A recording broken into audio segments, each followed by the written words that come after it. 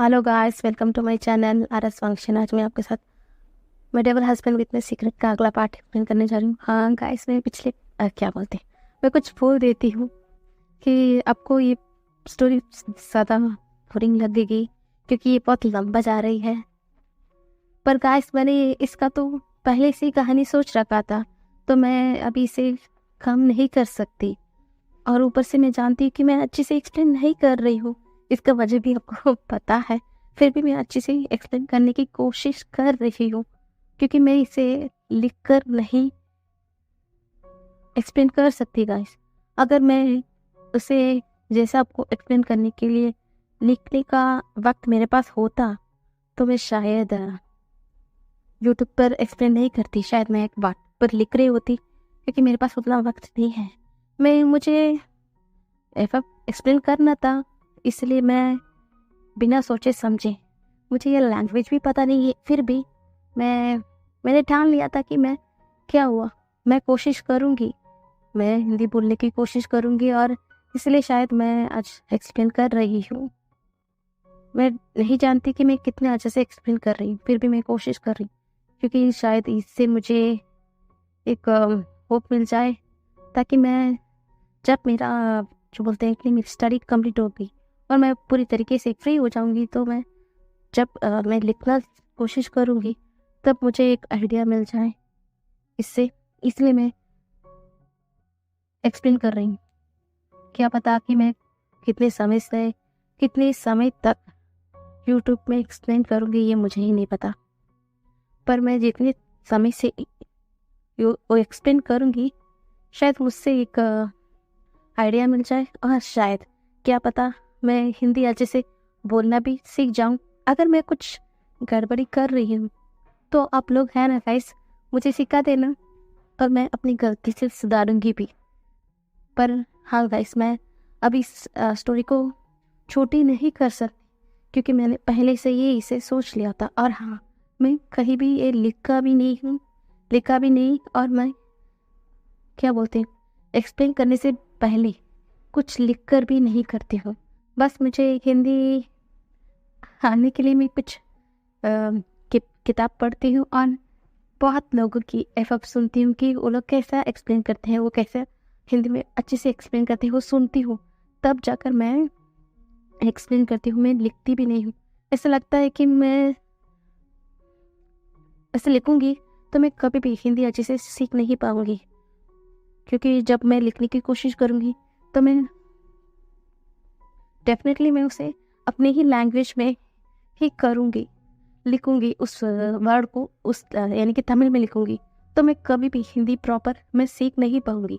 इसलिए मैं कभी भी डायरी में या किसी भी नोट में भी इस कहानी को मैं लिखा ही नहीं।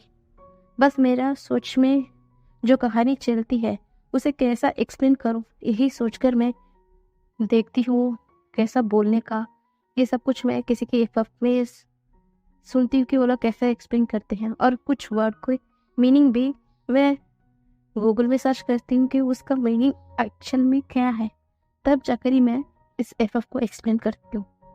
शायद ये आपको बुरा लगे, पर माफ़ कर देना, पर ये स्टोरी अब कम नहीं हो पाएगा।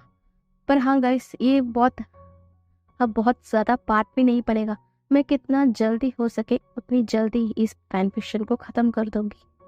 हाँ, मैं भी चाहती हूँ कि ये बहुत लंबा जा रहा है, इसलिए मैं भी इसे जल्द से जल्द ख़त्म करना चाहती हूँ गाइस।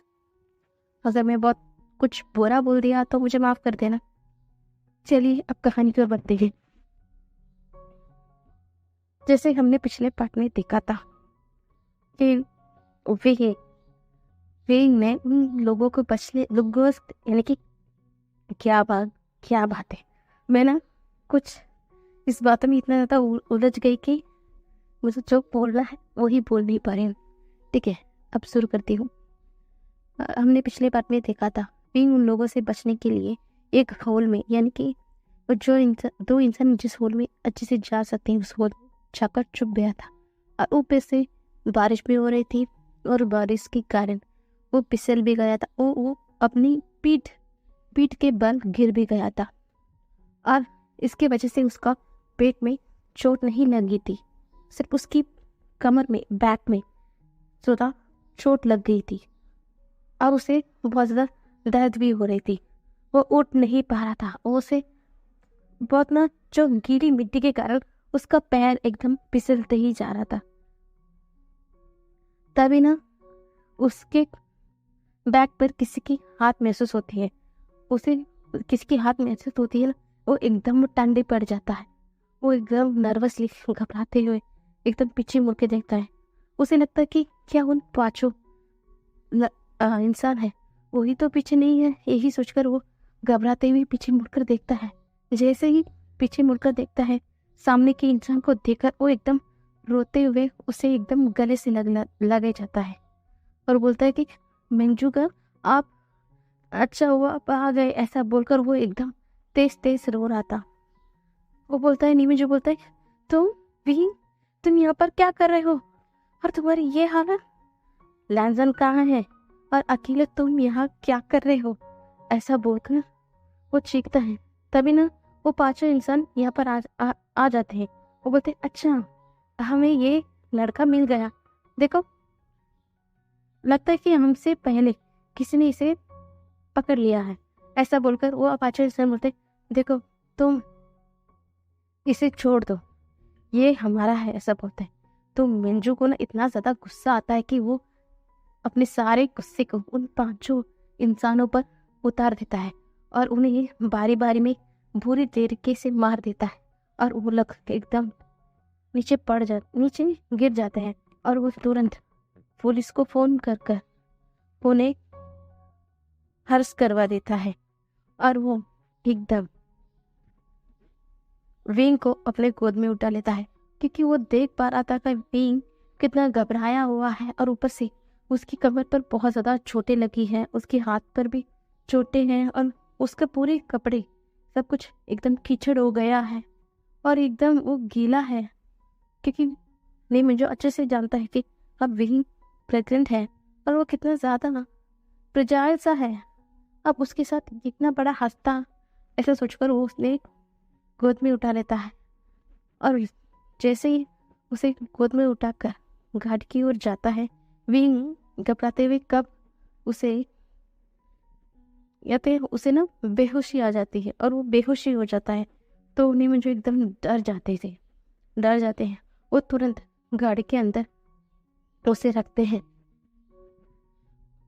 क्योंकि गाड़ी में और एक इंसान भी सो रहा था। तो वो तुरंत उस इंसान को उठाते हैं। मैं क्या, उठो उठो, ऐसा बोलते हैं। तो मेंगियो भी एकदम अपने आंखों को उठता है, आंखों को खोलता है, क्योंकि वो भी बहुत ज्यादा रोया था। क्योंकि अब हम छोटे से फ्लैशबैक देखते हैं कि आखिरकार मेंगजू और मेंगियो यहाँ पर क्या कर रहे थे। जैसे ही शादी के दिन मेंगियो किसी से बातें कर रहा था और बहुत ज्यादा परेशान था। तो वो मेंगजू ने नोटिस कर लिया था। तो उन्होंने मेंगियो के पीछे जाकर सुना था कि आखिरकार वो इंसान मेंगियो से क्या बोल रहा है।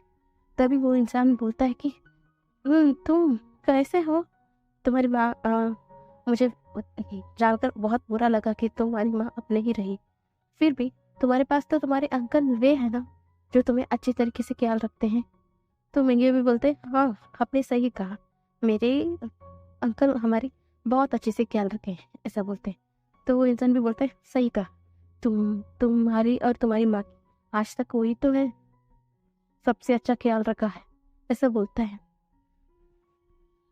तो मेंगिया बोलो एकदम कंफ्यूज हो जाता है। वो बोलता है, क्या मतलब, आप क्या बोल रहे हैं, हम, मेरी माँ तो मेरे लिए काम करती थी, वही हमारे ख्याल रखती थी, है ना, ऐसा बोलते हैं। तो इंसान बोलता है, नहीं, तुम्हारी माँ तो बहुत ज़्यादा डिप्रेशन में थी, वो कभी काम वगैरह कुछ भी नहीं किया है। वो सिर्फ उस इंस्टीट्यूट में आती है ताकि वो उस डिप्रेशन को कम कर सके, ना कि काम करने के लिए।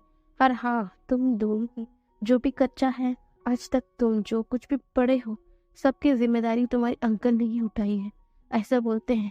ऐसा सुनते ही ना उसकी आंखों से एकदम आंसू बहने लग गई थी।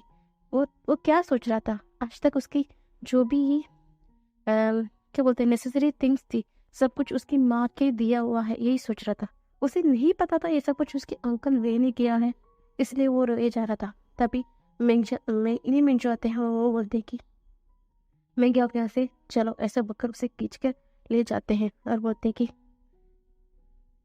देखो अभी कुछ भी अंकल वैसे मत बोलो ना। हाँ हाँ, मुझे सब कुछ पता है। मुझे क्या, हमारे सारे फैमिली मेम्बर्स को पता है। बस अब शादी है, बस कुछ भी मत बोलना। मैं शाम को तुम्हें सब कुछ बताऊंगा। अंकल के सामने कुछ भी बोलने की जरूरत नहीं है, ऐसा बोलते हैं। तो मेंग्याओ भी अपने सर को हिलाते बोलते तुम क्या सच में मुझे सब कुछ बताओगे, ऐसा बोलते हैं। तो ली मिंजो अपने सर को हिलाते हैं और उसे उसके सर को टैप करते हैं, बोलते जाओ, ज्यादा सोचो मत, ऐसा बोलकर उसे बेच देते हैं। जैसे ही रात की जो रिसेप्शन पार्टी थी, जो मिंजू ने मेंग्याओ को दूर लेकर चले गए थे और उन्होंने सारे बात बता दिया था कि उनकी सारे नेसेसरी मिस्टर वे ने ही किया था और वो कभी भी इस बात के बारे में तुम्हें पता लगना नहीं चाहते थे, क्योंकि तुम बहुत ज़्यादा हैप्पी थे और तुम्हें ये पता चलेगा कि सब कुछ मिस्टर वे ने किया है तो तुम क्या बोलते उसकी वजह से उनको प्यार करेगी। वो ऐसा नहीं चाहते थे तुम कोई कर्ज में डूब कर उनसे प्यार नहीं करो, क्योंकि वो तुम्हारी मदर को ऐसा सिस्टर मानते थे, इसलिए उन्होंने तुम्हारी केयर रखा। और हाँ, कभी भी ये बात उन्हें पता ही लगने नहीं देना, क्योंकि वो भी नहीं चाहते थे कि ये बात तुम्हें कभी भी पता लग गई। तो मैं तुमसे विनती करता हूँ, तुम्हें ये बात पता है, कभी भी किसी को पता लगने नहीं देना, ऐसा बोलते हैं। तो नी मिंजू को ना मेंग्या हक कर लेता है और मुझे इसके बारे में कुछ नहीं पता था, ऐसा बोलकर वो रोता है। तो नी मिंजू बोलते कोई बात नहीं, वो बहुत अच्छे हैं, तुम्हारे बहुत ख्याल रखा है, तुम्हें चिंता करने की जरूरत नहीं है। और हाँ, क्योंकि वो तुम्हारे अंकल है ना, क्योंकि वो तुम्हारी मदर को सिस्टर मानते हैं, तो तुम उनके नेफ्यू हो ही, तुम्हें चिंता करने की जरूरत नहीं है, ऐसा बोलते हैं। तो वो बोलते हैं ठीक है, ऐसा बोलकर वो दोनों हंस रहे थे। तो मिंजू क्या करते हैं, उसकी मूड को लाइट करने के लिए बोलते हैं कि चलो मैं तुम्हें यहाँ से कुछ देर दूर ना एक आइसक्रीम पार्लर है, मैं तुम्हें लेकर जाता हूँ, ऐसा बोलकर वो दोनों वहाँ से निकल जाते हैं कार में। फिर भी नी मिंजू की बात सुनकर मेंग्याओ तो सर को हिला लेता है। फिर भी ये अचानक हुई ये बात पता नहीं कि उसके दिल में कर गई और वो हैप्पी भी था और उदास भी था। क्यों वो इसके बारे में कभी पता ही नहीं कर पाया। उसके अंकल ने उसके लिए इतना सब कुछ किया है, इसलिए वो बहुत ज़्यादा थैंकफुल है उसके अंकल के लिए, ऐसे सोच रहा था। और वो बहुत ज़्यादा अपसेट और रोने के कारण वो एकदम टायर्ड भी हो जाता है। और वो दोनों ऐसे ही थोड़ी देर आइसक्रीम खाने के बाद कुछ क्या बोलते हैं दूर के रास्ते से धीरे धीरे आ रहे थे, क्योंकि नी मिंजो को मेंग्यो के साथ थोड़ा वक्त और बिताना था, इसलिए वो धीरे धीरे गाड़ी चला रहे थे। तभी उन्होंने देखा कि बारिश शुरू हो गया है। तभी ने उसके गाड़ी के सामने कुछ पेड़ के जैसा कुछ गिर जाता है, इसलिए उन्होंने तुरंत अपनी गाड़ी को रोक लिया था। और उन्होंने देखा कि उनकी गाड़ी के सामने एक बड़ा सा क्या बोलते हैं पेड़ से कुछ लकड़ी वगैरह कुछ ऐसा गिरा हुआ है। वो तुरंत हटाते हैं। वो देखते हैं कि कोई इंसान उस होल के अंदर है और उस होल से बाहर आ रहा है और वो एकदम नीचे गिर गया है, ऐसा देख रहे थे। तो उन्हें लगता है कि कोई नीचे गिर गया है, इसलिए उनकी मदद उस इंसान को चाहिए होगी। यही सोचकर वो इंसान के पास जाकर उन्होंने हाथ लगाया और उन्हें उम्मीद ही नहीं थी कि ये विंग होगा कर अब आगे।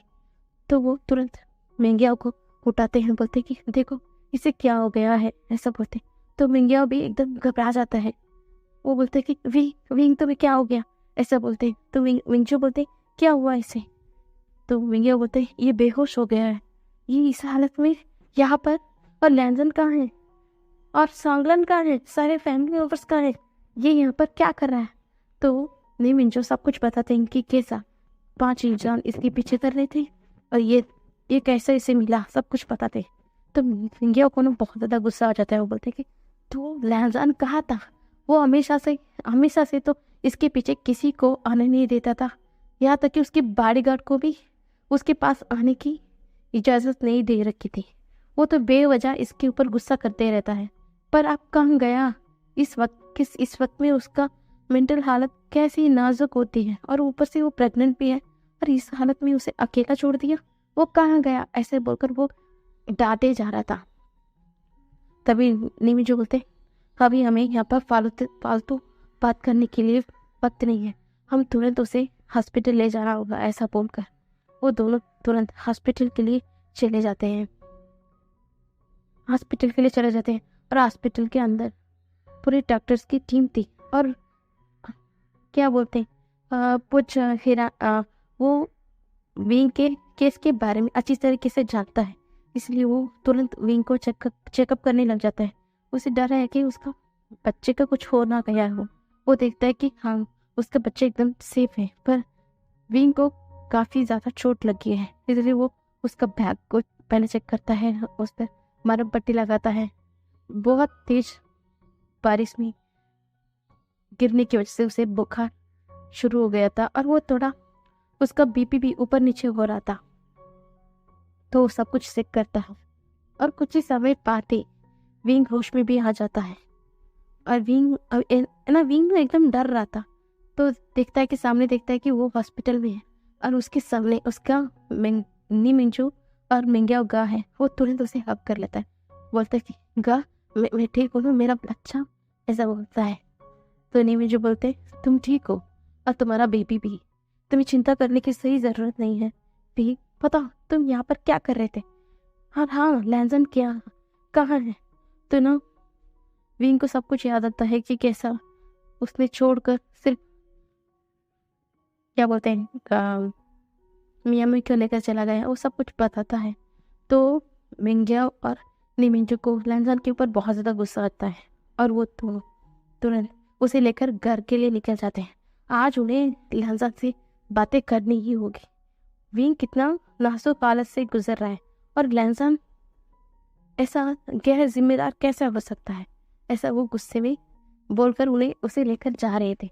और दूसरी ओर लैंसन की मेंशन में लैंसन मिया को उसके घर में छोड़ देता है, और वो बिना किसी की परवाह करते हुए अपनी मेंशन के अंदर चला जाता है। जैसे ही वो अपने कमरे को बंद करता है ना, उसे ना एकदम अजीब सी घबराहट होती है। वो सोचता है विंग अब तक कहाँ पर है, विंग नहीं आया। तो वो बोलते है वो क्यों आया होगा, वो तो उस नी हुसैन और उस क्विंसी के साथ गप्पे लड़ा रहा होगा। सिर्फ मैं हूँ पागल, उसके बारे में सोच कर पागल हो रहा था, पर उसे तो मेरे बारे में कोई भी फिक्र नहीं है, कोई भी चिंता नहीं है। पर हाँ, मैं भी क्यों उसके लिए चिंता करूँ? मैं उसे एहसास दिलाकर रहूँगा कि वो कितना गलत कर रहा है, और मैं उसे पागलों की तरह प्यार करता हूँ, पर उसको तो मेरी प्यार की कोई भी वैल्यू नहीं है। ऐसा बोलकर वो अपने गुस्से में दांत पिस रहा है। देखना विंग, आज तो मैं तुम्हें सबक सिखा कर रहूँगा। आज तुम्हें हम में किसी एक को चुनना होगा। बहुत हो गया, मुझे लगा था कि मैं उस दिन तुमसे ऐसा बात नहीं करना चाहिए। मैं जानता हूँ कि मैं उस दिन गुस्से में कर बोल दिया था कि मैं तुम्हारी प्रेगनेंसी से खुश नहीं हूँ, पर मैं कुछ और बोलना चाहता था और मैं कुछ और बोल दिया। मैं जानता हूँ कि मैं उस दिन गलत कर दिया। इसका मतलब ये नहीं कि तुम अपनी मर्जी से जो कुछ भी करो, तुम जो कुछ भी नहीं कर सकते। तुम सिर्फ वही कर सकोगे जो मैं चाहता हूँ। तुम किसी से इसके बारे में कंप्लेन नहीं कर सकते, और माँ सिर्फ मेरे ही साथ देगी, ना कि तुम्हारी। मैं भी देखता हूँ कि अब तुम्हारे साथ कौन देगा। ऐसा बोलकर वो गुस्से में था। तभी उसे किसी की फ़ोन आती है, और वो कुछ फ़ोटो भेजते हैं। वो फ़ोटो पूरी तरीके से ठीक तो नहीं था, पर उस फोटो को देखकर वांगजी ने एकदम गुस्से में आ जाता। वांगजी देखता है कि विंग किसी की बाहों में है, और वो उस इंसान को एकदम टाइटली गले लगा कर हुआ है, और विंग के सारे कपड़े एकदम उसकी बॉडी से एकदम चिपक के हुए हैं, और ऊपर से बारिश हो रही है। तो वांगजी ने एकदम गुस्से में आ जाता है। वो बोलता है कि अच्छा, मुझे लगा उस दिन मैंने तुम्हें बारिश में भिगोकर कितना गलत कर दिया, मुझे कितना ज़्यादा गिल्ट था, पर तुम इस हालत में, तुम प्रेग्नेंट हो मेरे बेबी से, फिर भी तुमने बारिश में भीगा और ऊपर से किसी और इंसान को गले लगाए हुए। हाँ, मैं कुछ दिन से तुम्हारे पास नहीं आया तो तुमने इतना नीच हरकत भी कर दिया। मैं तुमसे पागलों की तरह प्यार करता हूँ वीर, और तुम मुझे चीट करने पर तुले हो, इसलिए तो मैं तुम्हारे ऊपर हर वक्त नजर रखता हूँ। तुम किसी के साथ ना जाओ, पर तुम मानोगे नहीं। आज तो मैं तुम्हें छोड़ूंगा नहीं वीर। ऐसा बोलकर वो गुस्से में चला जाता। और एक पिक्चर में तो ऐसा था कि विंग सोया हुआ था और एक इंसान विंग के इतना करीब था, ऐसा लग रहा था कि दोनों किस कर रहे हैं। और वांगजी इतना ज्यादा आग बबूला हो गया था, वो एकदम एक बार उस फोटो को क्रैश चेक करना भी सही नहीं समझा कि ये सही वाला इमेज है या डुप्लीकेट। वो सब कुछ नजरअंदाज करते हुए वहां से चला जाता है। और दूसरी ओर मिंगजू और नीमिंजो दोनों सारे फैमिली मेंबर्स जिस घर में थे उस घर में चले जाते हैं, क्योंकि आज उन्हें उनके सारे फैमिली मेंबर्स के सामने ही बात करना था। ऐसा सोचकर उन्होंने तय कर लिया था। और लैंजान भी वो आज अपने फैमिली मेंबर्स के सामने ही विंग को सजा देना चाहता था, बिना सोचे समझे। तो वांग जी पहले से ही वो तो घर में ही था ना, तो इसलिए उसे जाने में बहुत देर नहीं लगती। वो तुरंत अपने फैमिली मेंबर्स जिस घर में थे वहां पर चला गया था। और वो चाकरी एकदम चीखता है, माँ, कांगसे माँ, और मैं, ऐसा बोलकर वो चीखता है। वो देखता है कि उसके कांगसे मदर और लैनी, सारे मदर्स, सब लोग थे, पर वहाँ पर मिस्टर वे के सिवाय सब लोग थे। और मैडम यू भी थी। मैडम यू जानती थी कि आज कुछ बुरा होने वाला है, पर उसकी नज़र सिर्फ यहाँ वहाँ घूम रही थी, सिर्फ विंग को देखना चाहती थी। इसलिए वो पूछती कि विंग का है तो ना लैंसन हंसता है, बोलता है कि विंग वो तो किसी और के साथ होगा, वो मेरे साथ क्यों होगा। हाँ, मैं था सिर्फ पागल जो मैं उसके पीछे पागलों की तरह प्यार करता हूँ, पर वो उसकी लायक ही नहीं है। मैं कितने बार बोलता हूँ कि वो ऐसा मत करो वैसा मत करो, पर वो मेरा बात सुनता तब ना। अभी भी प्रेग्नेंट है, उस प्रेग्नेंट में वो बारिश में भीग रहा है और किसी और इंसान के साथ, किसी इंसान के बाहों में है वो। ऐसा बोलकर उस फोटो को फेंक मारता है और वो फोटो सीधा जमीन में बिखर जाती है। सब लोग ना एकदम शॉकली देख रहे होते हैं। तो मैडम यू बोलते हैं ऐसा नहीं हो सकता, ये झूठा है, ऐसा बोलते हैं। तो नाज़न बोलता है झूठा नहीं है, ये सच है। ऐसा बोलकर वो चिल्लाता है। तो वो तुरंत अपनी कांग से मदर को हक कर देता है, बोलता है मदर देखा मैं उसे कितना प्यार करता हूँ मदर, पर उसने मुझे चीट किया है। मैं तो उसका हर इच्छा पूरा करना चाहता हूँ मदर, मैं उसका हर खुशी देना चाहता हूँ, पर वो मुझे चीट कर रहा है। पता मदर मैं क्या करूँ। मुझे लगता है कि अब मैं उसे जैसा वो जीना चाहता है मैं वैसे जीने के लिए उसे छोड़ दूँ। अब हम दोनों के बीच में कुछ नहीं बचा है। मैं भी हर एक दिन हमारे रिश्ते को ठीक करना चाहता हूँ, पर वो ऐसा नहीं चाहता मदर। देखा आज वो किसी और इंसान के साथ है, मेरा दिल एकदम पूरी तरीके से टूट गया मदर। ऐसा बोलकर वो एकदम रोने लगता है। तो कांगसे ना बिना सोचे समझे बोलती है कुछ नहीं, आज मैं उसे छोड़ूंगी नहीं। उसे उसकी हिम्मत कैसी हुई उसे मेरी लैंसन को हासिल लाने की, मैं उसे नहीं छोड़ूंगी, तुम चिंता मत करो। ऐसा बोलकर कांगसे उसको सहलाती है। और लहनी को कुछ समझ ही नहीं आ रहा था, और वो अच्छी तरीके से जानती है कि विंग कैसा है। वो समझती है कि कुछ तो गड़बड़ है, पर क्या है वो समझ ही नहीं आ रहा था। वो एकदम खामोश थी। तो मैडम यूँ चीखते हुए बोलती सिस्टर मैं आखिरी बार आपको वार्निंग करती हूँ, आपने बहुत गलत कर दिया है विंग के साथ। आज ऐसा कुछ भी मत कर देना कि पासी आपके ऊपर उल्टा पड़ जाए। ऐसा बोल। तो कांगसे ने एकदम चीख के बोलती है ये सब ना तुम्हारी वजह से हो रहा है। मैं कितना बार बोलती हूँ कि तुम उसे थोड़ा स्ट्रिक्टली हैंडल करो, पर तुम उससे ना प्यार करते बिगाड़ती हो। ऐसा बोलकर वो दोनों झगड़ने लगते हैं। वहाँ पर खड़े हुए मास्टर जिन बैन ने ये सबको कुछ समझ ही नहीं आ रहा था। जेन फेनमियान तुरंत जाकर अपनी वाइफ को संभालते हुए बोलते, तुम चुप करो, वो उसका बेटा है। तुम मैडम यूँ बोलती, हाँ हाँ, मैं तो उसे यही समझने की कोशिश कर रही हूँ, वो उसका बेटा है। पर क्यों वो उसकी किसी भी बात पर यकीन नहीं करती है? हर वक्त क्यों इस लैंसन की बातें में यकीन करती है? क्या उसे ऐसा लगता है कि उसका बेटा गलत करता है? ऐसा बोलते तो क्या बोलते तो ना कांगसे को इतना ज्यादा गुस्सा आता है, वो तुरंत आकर उसकी बहन को एक चाटा मार देती है। बोलती, तुम चुप करो, दोनों मेरे बेटे हैं और मैंने दोनों को पाला है। और हाँ, विंग शरारती हो सकता है, पर लैंसन कभी भी झूठ नहीं बोलेगा। वो हमेशा मेरा बेटे को कितना प्यार करता है, तुम जानती हो ना लैंसन कितना प्यार करता है। वो कैसे मेरा बेटे को हर्ट कर सकता है? वो ऐसा नहीं करेगा। ऐसा बोलता है तो एक पल के लिए लैंसन भी एकदम स्टिफ हो जाता है। वो तो कितनी बार विंग को हर्ट कर चुका है। वो कैसे अपनी मदर को कहे कि उसने कितनी बार बेवजह उसके हस्बैंड को चोट पहुंचाई है? वो सिर्फ देख रहा होता है। तभी मैडम ये बोलती है, मुझे दुख नहीं लगा सिस्टर, आपने मुझे मारा, पर हाँ, मुझे अभी भी आपके लिए दुख हो रहा है।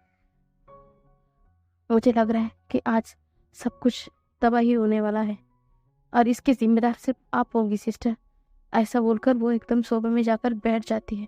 फिर मैन अपने सर को बैठ जाते हैं। तभी ना किसी कार की आवाज आती है। तो वहाँ पर ना वेनिंग और आचेंग आचेंग थे, और बस वहाँ पर नी हुसैन और क्या बोलते हैं नी हुसैन और क्विंसू नहीं थे। वो कुछ काम की वजह से बाहर चले गए थे और मियाँ भी अपने कमरे में सो गई थी। सिर्फ वहाँ पर वेनिंग और आचेंग थे। आचेंग और कोई भी नहीं था, क्योंकि बाकी लोगों की शादी हो गई थी ना, तो वो लोग अपने हनीमून के लिए चले गए थे। तो विनिंग बोलता है, लगता है कि विंग ही आ गया है, ऐसा बोलते हैं। तो ना तुरंत विंग विंग की नाम सुनते ही ना लैंसन कांगसे से हट जाता है और तुरंत वो बाहर देखता है कि वेंगियाओ और निमिंचो विंग को लेकर आ रहे हैं। और उन्होंने ठीक से विंग किस हालत में वो नोटिस भी नहीं किया। कांगसे इतना ज्यादा गुस्से में थी कि उसे कुछ समझ ही नहीं आ रहा था। उसके ग्रैंडफादर्स जो कुछ भी हो रहा था वो सब कुछ देख रहे थे, वो कुछ बोल ही नहीं रहे थे। तभी जैसे ही विंग उस मैंशन के अंदर एंट्री करता है, लैंसन ना एकदम एक खींच के चाटा विंग के गाल पर मारता है और विंग ना एकदम सिर्फ देख रहा होता है विंग लैंसन की ओर। लैंसन ने एकदम गुस्से में बोलता, तो विंग अब बहुत हो गया, मैं भी बहुत देख लिया तुम्हारा लापरवाही। और तुम इस हालत में बाहर गए थे और बारिश में भीग रहे थे और किसी और इंसान के साथ। छी, मुझे बोलने में भी शर्म आती है। मैं तुमसे पागलों की तरह प्यार करता था भी, कितना प्यार करता था मैं तुम्हारे लिए। इस पूरे आसमान भी तुम चाहते था, उसे भी तुम्हारे कदमों में रखना चाहता था। इतना प्यार करता था मैं तुमसे, पर तुम तो मेरे प्यार के लायक ही नहीं थे। तुम्हें तो हर किसी के साथ रहना है ना? अगर तुम मुझसे प्यार ही नहीं करते थे तो इस शादी का क्या मतलब है भी? अगर तुम मुझे छोड़ना चाहते हो तो मैं तुम्हें छोड़ देता ताकि तुम हैप्पी रहो, पर तुमने ऐसा क्यों किया मेरे साथ? वो कौन था बताओ, कि मैं तुम्हें हैप्पी नहीं रखता? वो कौन है बताओ, कि कौन इंसान है तो तुमने उसके साथ रहना ठीक समझा और मुझे चीट करना भी सही समझा? बताओ। ऐसा बोलकर और एक चाटा मारता है। ऐसा बोलता है तो विंग ना कुछ भी नहीं देखता है। वो उसे के आंखों से सिर्फ आंसू बह रहे थे, वो कुछ भी नहीं बोल रहा था। वो सिर्फ उसकी माँ की तरफ देखता था। आखिरकार उसकी माँ समझे, वो उसे एक मदरली हक चाहिए था। उसकी माँ की ओर देखता है तो भी ना मिंजू को इतना ज़्यादा गुस्सा आता है। वो बोलता है कि तुम पागल हो गई क्या लांजान, तुम्हें पता भी है वहाँ पर क्या हुआ है? हाँ, तुम उस पर हाथ उठाए वो भी इस हालत में? तुम सच में पागल हो चुके हैं लांजा, तुम्हारी हिम्मत कैसे हुई उसके ऊपर हाथ उठाने की, ऐसा बोलते हैं। तो लांजाना बोलता है आप चुप रहो, ये मेरे और मेरे हस्बैंड के बीच में बात है, आपके बीच में पड़ने की जरूरत नहीं है, ऐसा बोलते हैं। तभी ना कांग से भी बोलते हैं लांजान सही कह रहा है मंजू, तुम चुप रहो, उन दोनों के बीच में तुम्हें पढ़ने की जरूरत नहीं है, ऐसा बोलते। तभी ना मिंजू बोलते आंट, तो कांग से बोलते एकदम चुप मिंजू, ऐसा बोलते। तो मिंजू भी एकदम चुप हो जाते हैं। तो कांग से ना एकदम तेजी से विंग के पास आती है। विंग के पास आकर ना विंग की गाल पर एक 2-4 चाटा मारती है और बोलती विंग, मुझे लगा कि तुम इतने सालों से हमसे दूर है, फिर भी तुम कुछ अच्छे तरीके से बड़ा होगे, पर नहीं, तुम तो बिगड़ गए हो वहां पर जाकर। देखो ये कौन है? हाँ, ये कौन सा इंसान है जिसके साथ तुम इतने इतने कसकर गले लगाए हुए हो? ये तुम्हारा हस्बैंड है। तुम्हारे हस्बैंड को ऐसा पता चलेगा तो कैसे लगेगा? अगर तुम लांजा से शादी नहीं करना चाहते तो पहले से बता देते, तुम किसी और से प्यार करते तो भी बता देते। ऐसा कैसे कर सकते हो? शादी होने के बाद किसी और इंसान की इतनी करीब आना, क्या है ये सब कुछ? और मुझे तुमसे उम्मीद नहीं थी, ऐसा बोलकर ना उस पोटे को उसकी मुंह के ऊपर फेंक मारती है। वे सिर्फ अपनी माँ की ओर देख रहा था। तो उसकी माँ बोलती है कि मुझे लगा, जब मुझे पता चला तुम्हारी स्पेशल कंडीशन के बारे में, मैं बहुत डर गई थी कि कोई तुम्हें गलत नजर से ना देखे, मेरे बच्चे की फायदा ना उठा ले। पता है मैं हर एक रोज नहीं सोती थी, मुझे तुम्हारी चिंता रहती थी। जब मुझे पता चला कि मेरा लाजन तुमसे बहुत ज़्यादा प्यार करता है, मुझे लगा कि वो तुम्हें सबसे प्रोटेक्ट करेगा, वो तुम्हारे अच्छे से ख्याल रखेगा। पर मुझे क्या पता था कि मेरा बेटा ही ऐसा नहीं चाहता। वो तो खुद अपनी जिंदगी को बर्बाद करने पर चुला हुआ है। मैं अपनी लाजन की जिंदगी तुम्हारी वजह से बर्बाद कर चुकी हूँ। मैंने सोचा कि तुम उसके लिए सही चॉइस हो, और हम इसकी वजह से तुम भी हैप्पी रहोगे। अब मैं अपनी लैनी को कैसा मुंह दिखाऊंगी? मेरी बेटे की वजह से उसका बेटे का जिंदगी बर्बाद हो गया है, ऐसा बोलकर ना वो रो रही थी। तो अब तो लैंजन से मैं कैसे नजरें मिलाऊंगी? मैंने उसे बचपन से पाला है, पर उसके बदले में मैंने तुम्हारा हाथ उसे दे दिया था ताकि वो तुम्हें संभाल कर रखे, पर मैंने उसकी जिंदगी बर्बाद कर दी, ऐसा बोलकर रो रही थी। अब ये सब कुछ ना विंग से सहा नहीं जा रहा था। वो एकदम ना तेज तेज हंसता है और बोलता है अच्छा, आपकी लालजान की जिंदगी बर्बाद हो गई और मैं बहुत बुरा बेटा हूँ, है ना? ठीक है। और हाँ, मेरा हस्बैंड क्या कहा कि अगर मैं किसी और के साथ जाना चाहता हूँ तो वो मुझे छोड़ देते हैं। ठीक कहा उन्होंने। मेरा उनका रिश्ता अब कुछ भी नहीं रहा। चलो, मैं अब ये तलाक चाहता हूँ, मैं अभी इस रिश्ते से अब रहना नहीं चाहता, अब मैं डिवोर्स चाहता हूँ, ऐसा बोल देता है। तो एकदम कान से एकदम स्टंट हो जाती है। वो सिर्फ अपने बेटे की ओर देख रही थी। उसका बेटा कभी भी सीधा मुंह जवाब नहीं देता है। हाँ, वो एक बहुत चुलबुला है, पर वो एक ओबीडियंट चाइल्ड है, और वो आज उसके मुंह से डिवोर्स की बात सिर्फ सब लोग एकदम समझ ही नहीं आ रहे थे। कुरन बोलते हैं क्या हुआ?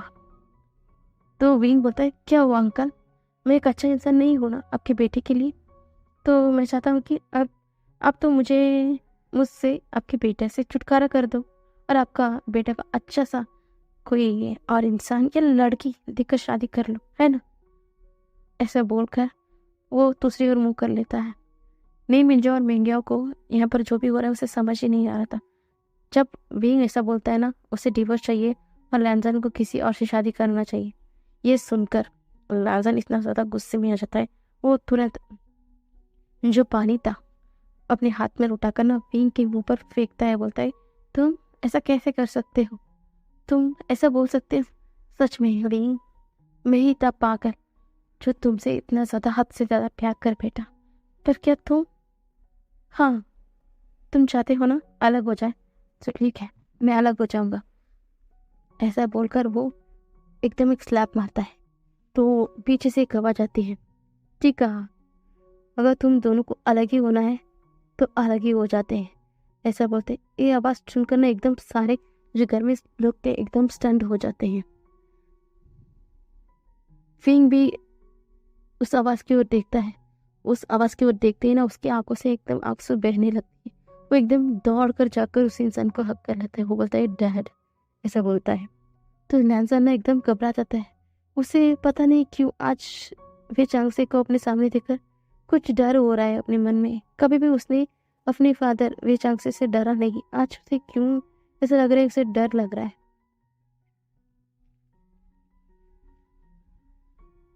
तो मैडम यूं ना अपने आँख को एकदम कस के ना बंद कर लेती, क्योंकि उस आगे आगे पता है कि आगे यहाँ पर क्या होने वाला है। जिसका उसे डर था आज वही होने वाला है। इसलिए वो एकदम अपनी आंखों को बंद कर लेती है। वो बोलती है कि फेंगमियन से आज सब कुछ खत्म हो जाएगा फेंगमियन, ऐसा बोलती है। फेंगमियन भी कुछ समझ ही नहीं आ रहा था कि मैडम यूं ऐसा क्यों बोल रही है। तभी कम से बोलती है, ये सब कुछ तुम्हारे लाड प्यार की वजह से हुआ है। तुम्हें पता है कि तुम्हारे बेटे ने आज क्या कर दिया है? तुम्हें पता है? ऐसा बोलकर ना वो वे चांगसे की तरफ आ रहे थे। तभी ना विंग चांगसे इतना ज्यादा गुस्से में थे कि वो चाटे पे चाटे ना कांसे के गाल पर चढ़ देते हैं। पहली बार जिंदगी में कांसे सरन ने अपने हस्बैंड से मार खाया था। उसके जो ग्रैंड पेरेंट्स थे और कांसे की मदर भारत फादर थे बाबुल सरन, उसके मिस्टर शरण, सब लोग सिर्फ कुछ नहीं बोल रहे थे। वो सिर्फ ना बैठकर देख रहे थे। तो ना मिस्टर वे बोलते हैं, अपने मुंह पर हाथ रखकर एकदम चुप, ऐसा बोलते हैं। तो कांसे सरन ना अपनी दोनों गालों को पकड़ लेती है और लैनी एकदम कांप जाती है। अभी उसे समझ ही नहीं आ रहा था कि उसे क्या बोलना चाहिए। अभी ये उसका इस चाटे ने जो उसका दोस्त पर पड़ा, उसे की यकीन दिलाने में वक्त ही नहीं लगा कि यहाँ पर विंग की कोई गलती नहीं है। बात कुछ और है, इन्होंने समझ कुछ और लिया है और इससे उसका पूरा शरीर एकदम ठंडा पड़ चुका था, क्योंकि उसे अच्छे से मालूम है इसके आगे क्या होने वाला है। तो वो एकदम बैठ जाती है जमीन पर। उसे जमीन पर ऐसा बैठे हुए देखकर ना कुरन भी एकदम सोच में पड़ जाता है कि आप लैनी को क्या हुआ है। तो वे चांद से नीचे झुकते हैं और उन फोटो को उठाते हैं और बोलते हैं कि अच्छा, तुम्हें इस फोटो को इंसान को देखना है ना, क्या हुआ है, चलो मैं दिखाता हूँ तुम्हें। ऐसा बोलकर वो तुरंत सॉन्गलन को वहां पर बुलाते हैं। सॉन्गलन को बुलाते हैं। सॉन्गलन एक नीट में सारे फोटोज को लेकर आ जाते हैं जो उस रिसेप्शन हॉल से उस एरिया में जो विंग के साथ वो हंसता हुआ सब कुछ वहाँ पर रिकॉर्ड था। जैसे जैसा वो प्ले हो रहा था, उसे देखने के बाद तो किसी को कुछ बोलने का मन ही नहीं कर रहा था। उसमें साफ दिख रहा था कि पार्टी में कैसा लांजान विंग को इग्नोर कर रहा था और वो कैसे वहाँ पर विंग को छोड़कर सिर्फ मियाँ को लेकर चला गया था विंग को अकेले। जैसे विंग को अकेले पाकर चार इंसान किस तरीके से विंग के पीछे पड़ चुके थे और विंग कैसे उनसे छुपते छुपाते हुए उस होल पर आकर बैठ चुका था और वो कैसे नीचे गिरा और कैसे उन्हें मिंजू भी उसे देखकर, और हाँ, जिस इंसान से वो गले लगा हुआ था उस फोटो में उस इंसान की फेस तो नहीं दिख रही थी। अब उन्हें समझ में आ रहा था कि वो इंसान आखिरकार नी मिंजो ही है और दूसरा इंसान भी कोई और नहीं वेंग्याव है। बस उन्होंने अपने बारिश के भीगने के कारण हॉस्पिटल में जाकर उन्होंने अपने कपड़े को बदल लिया था। बस इसलिए उन्हें समझ नहीं आ रहा था कि ये कोई और अलग इंसान समझ लिया था।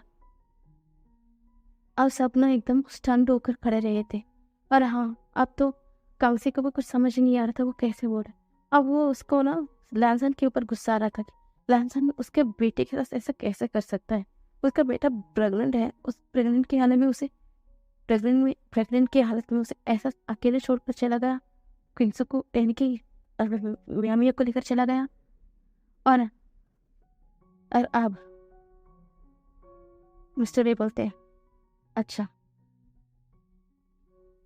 देख लिया यहाँ पर कौन गलत है कौन गलत नहीं है।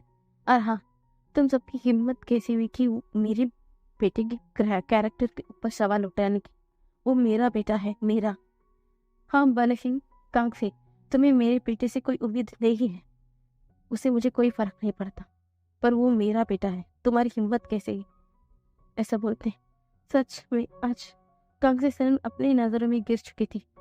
क्या क्या मतलब है वे का? उसका बेटा है? क्या उसका बेटा नहीं है वो? क्यों मिस्टर वे ऐसा ना बोले? क्योंकि उसका बेटा है। फिर भी क्या उसने उसके साथ दिया था? उसकी यहाँ तक कि उसके बहन ने उसे समझाया था कि ये जो भी फोटो है वो सही नहीं है, पर उसने उसका बात माना था। ऊपर से तो वो उसको मार दिया था, उसके गाल पर चाटा मार दिया था। अब वो कैसे सबकी तरफ देखे अपने आंखों को उठाकर? ऐसा बोलती है। तभी मिस्टर वे बोलते हैं, ठीक कहा तुम सबने, इन दोनों की अलग होना ही सबके लिए अच्छा होगा। ऐसा बोलते हैं। तो पुरान बोलते हैं, नहीं नहीं, मैं जानता हूँ कि नैन्सन की गलती है वे, इसका मतलब ये नहीं कि तुम इन दोनों को अलग होने के लिए बोला। ये मैं जानती हूँ ये छोटी बात नहीं है इस हालत में विंग को अकेला छोड़ना, पर इसका मतलब ये नहीं है कि तुम इन दोनों को अलग होने के लिए बोलो वे, ये ठीक नहीं है। ऐसा बोलते हैं। तो मिस्टर वेना हंसते हैं। ठीक नहीं है? वो लैनी की तरफ देखते ही बोलते हैं, तुम्हें नहीं लगता ये हम दोनों के बेटे को अलग होना चाहिए? ऐसा बोलते हैं। तो प्रिंस बोलते हैं, तुम उसकी तरफ देखकर क्या बोल रहे हो? मुझे कुछ समझ नहीं आ रहा था। ऐसा बोलते हैं। तो मिस्टर वे बोलते, मैं हूं ना सब कुछ समझाने के लिए, रुको। ऐसा बोलकर वो सोंगलन के कान में कुछ बोलता है, और सोंगलन जैसे ही सब कुछ सुनता है ना, वो वापस से किसी को बुलाता है, और वो इंसान बोलता है कि अब तुम बोलो। ऐसा बोलते हैं। तो वो इंसान बोलता है कि मेरा नाम शू है, और मैं सोंगलन मास्टर सोंगलन के अपॉइंट किया हुआ एक एजेंट हूँ, और मुझे सर ने विंग सर और सोंगलन सर के ऊपर नजर रखने के लिए बुलाया था, और मैंने उन पर नजर रखा। ऐसा बोलते हैं। तो लैंसन ना एकदम बड़ी बड़ी आंखों से उस इंसान की तरफ देखता है, और अब लैंसन को कुछ समझ नहीं आ रहा था वो क्या बोले, क्योंकि आप उसे ही गिल्ट हो रहा था कि ये सब कुछ उसकी वजह से हुआ था। उसकी ये नादानी की वजह से आज उसके हस्बैंड का क्या हालत हो जाता। शायद उसका बच्चा भी नहीं रहा होता। सब कुछ उसने किया, और उसके उलट उसने सारा ब्लेम को भी अपने हस्बैंड के ऊपर भी डाल दिया, और उसे कैरेक्टरलेस भी साबित कर दिया, और उसे मार दिया। उसे मारा भी। उसने कितना गलत कर दिया अपने हस्बैंड के साथ, यही सोचे जा रहा था। और ऊपर से अभी से ये पता चल रहा है कि उसके फादर ने उन दोनों को नजर रखने के लिए एक इंसान को भी बुलाया है।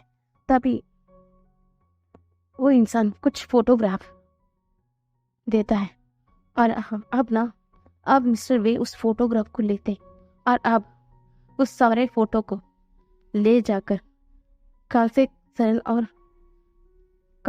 और लैनी की फेस पर दे मारते हैं। जैसे जैसे उस फोटो ऊपर उड़कर नीचे गिर रहा था, सब लोग ना सिर्फ स्टोन्ड होकर देख रहे थे।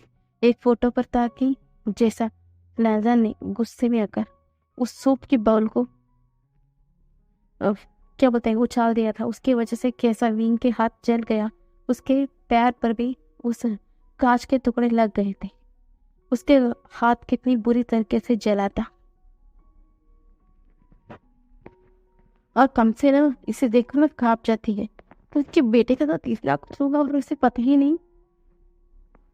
और दूसरे फोटो में तो आके कैसा लैंसन उसके बेटे को मारा है, चाटे मार कर उसे घसीटते हुए उस वहां पर भी जो भी टेबल्स थे सब कुछ को उसने कैसा तोड़ मोड़ लिया है, और वो वापस से जिस हाथ पर उसे लगा उसी हाथ पर वापस से कुछ कांच के कुछ टुकड़े लगा है, और वो कैसा उसके बेटे को खींचते हुए ऊपर जाकर लेकर जाकर उसे घुटनों पर बिठा दिया था।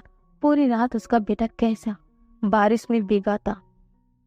ये सब कुछ उस फोटो में एकदम क्रिस्टल क्लियर था। ये सब कुछ देखने के बाद तो सब लोग परेशान हो जाते, और अब लहन कुरन के हाथ भी पूरी तरीके से कांपने लग जाते हैं। तो मिस्टर वे बोलते, अब तुम्हें क्या लग रहा है, मैं अभी भी मेरे बेटे को तुम्हारे बेटे के साथ रहने दे सकता हूँ? कुरन, अब तुम कुछ बोलोगे भी? ऐसा बोलते हैं।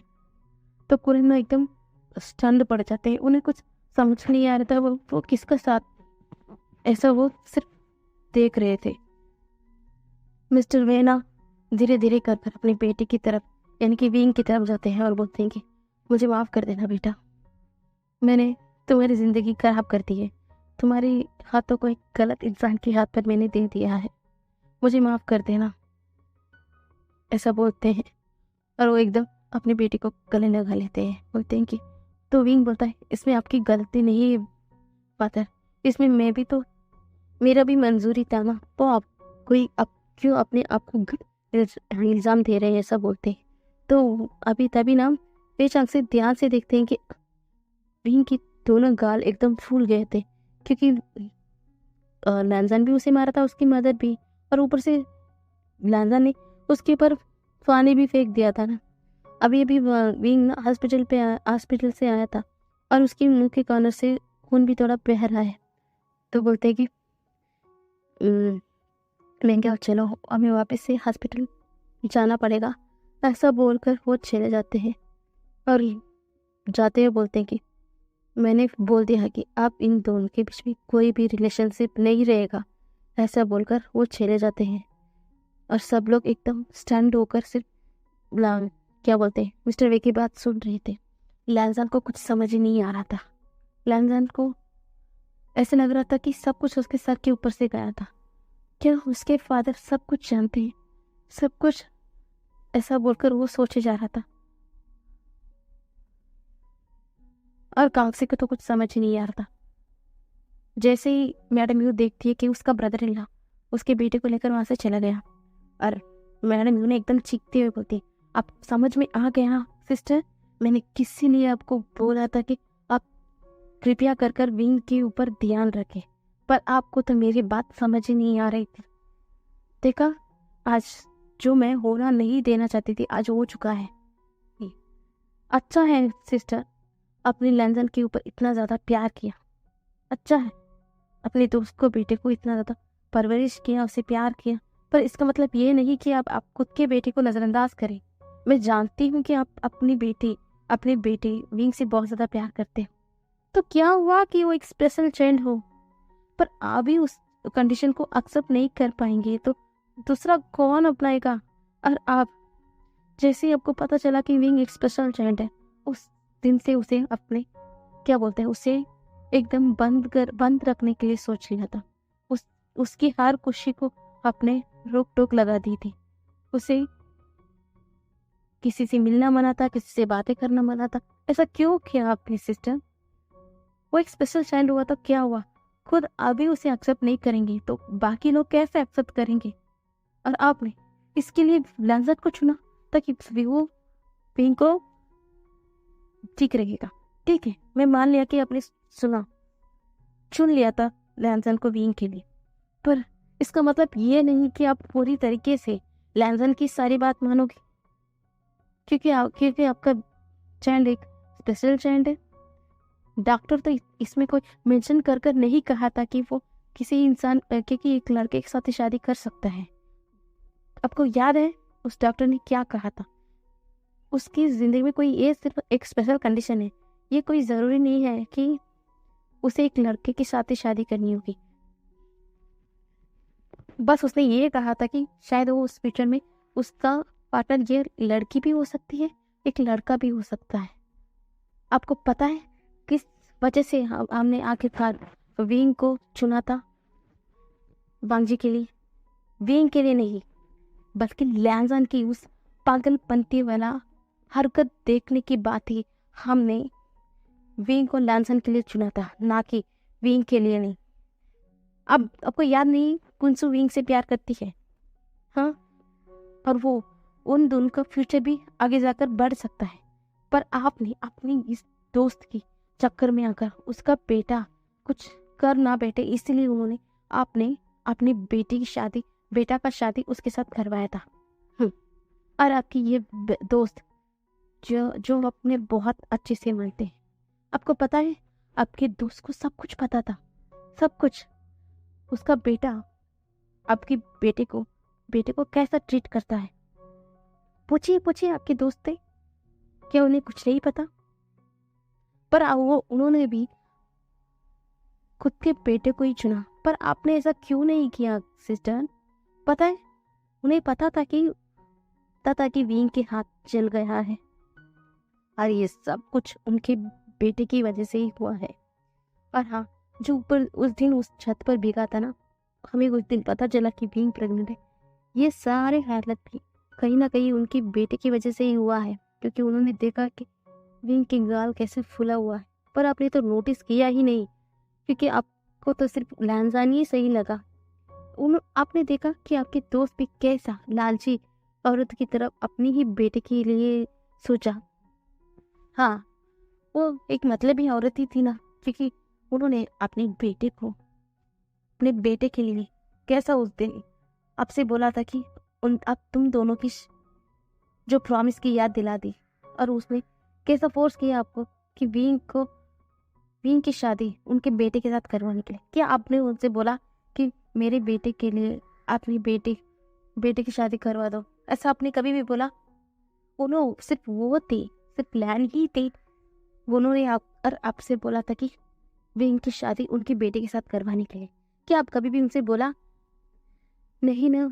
और हाँ, आपके बेटे को 11 साल तक हम सबसे दूर किसी दूसरी शहर पर रखा गया था, किसी लिए ये सब कुछ इस लाजन की वजह से है। क्या सबको ये बात भूल गए आप सब लोग? और हाँ, आते ही उसका शादी भी करवा दिया गया। और उसके साथ क्या हुआ? इतना बुरा कुछ हुआ। आपने जो कुछ भी लैंजन चाहता था वो सब कुछ दिया, और मेरा जो बच्चा विंग सब कुछ सहता रहा। अब जो कुछ भी बोला वो सब कुछ उसने माना था ना। आपने बोला कि उसे यहाँ से दूर जाना है, वो चला गया। आपने बोला कि उससे शादी करनी है, कहा। सब कुछ आपने उसकी मर्जी के पूछे बिना सब कुछ करते गए, और वो सब कुछ अब जो भी कर रहे थे उसके साथ, वो उससे मना भी नहीं किया था। पर आपने कभी भी क्या लैंसन के अलावा किसी के बारे में सोचा? पर उसकी मदद तो ऐसा नहीं सोची ना, वो सिर्फ अपनी बेटे के बारे में सोची। क्या उसने कभी भी विंग के बारे में सोचा? क्या उन्होंने भूल गया कि कैसे उनकी दोस्त काम से शरण है उसका बेटा लैंसन की ख्याल रखा, आज तक रखी गई है। शायद उसके खुद के बेटे से भी ऊपर एक पसंद ज्यादा ही रखती है ये। पर क्या लैनी ने कभी भी उस तरह विंग को देखा?